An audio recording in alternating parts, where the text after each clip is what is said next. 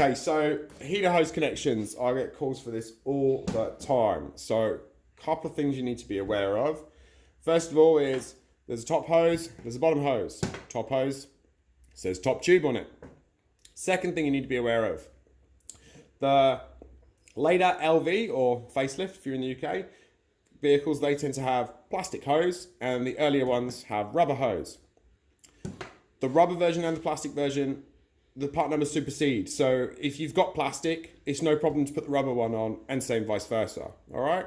That doesn't matter. You can even have one of each. Other thing to be aware of is the top one and the bottom one are not the same. They are not interchangeable, and the hoses that they go onto are also not interchangeable. So the top one always goes to the very long hose. The bottom one goes to the short hose. You'll often find on the original genuine Ford ones, they even write top hose on it. Okay? So I'll just show you the easiest way to disconnect it.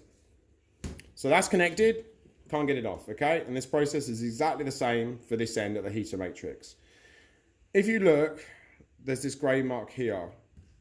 That's currently in the lock position. When this bit here is there, it's in the unlock position. There's a little ridge there so that this has to be lifted up. Basically, all you've got to do is grab the grey and rotate it so that that's then in the unlock position. Now, if these are a bit gummy or they've been leaking, this is really hard to move. But because you're replacing them, don't worry about damaging them. If they're really hard to move, just get a pair of grips, put the grips over it and turn it like that. Once that's in the unlock position, you literally can just slide it off, okay? Now, if you don't have the part numbers to hand and you want to double check that you haven't been sold 2 top hoses or 2 bottom hoses, you can also look. There's a little divot there on the top hose, and on the bottom hose, that same divot is underneath. You can't fit this one to that one. It literally won't lock in, and same vice versa. Now, the locking system, I don't know if you can see it, there's like a little recess that side, and there's one that side. And inside, I don't know if the light's quite good enough, let me just chuck a torch on.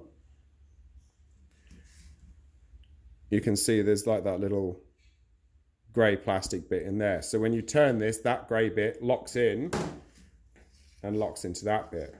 For putting them on, me personally, I just put them in the lock position. I'll offer it up to the hose. And when it clicks, give it a good hard tug. Yeah, that's sweet. Always give it a hard tug. I've had a couple of people not fit these properly and drive down the road and then whoosh, and then they ended up doing a head gasket. So always make sure you give it a hard tug first. For the heater matrix side of it, it's exactly the same. It's just at this end. So locked, unlocked. Put it in the lock position, put it on, move it around, give it a good hard yank.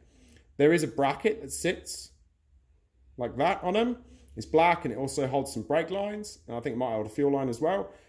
I believe it's held in with a 10mm nut from memory. For ease of room, take that nut off and just unclip that bracket and it will give you that free play to mess around a bit more with that. Hopefully, that's made your life a lot easier.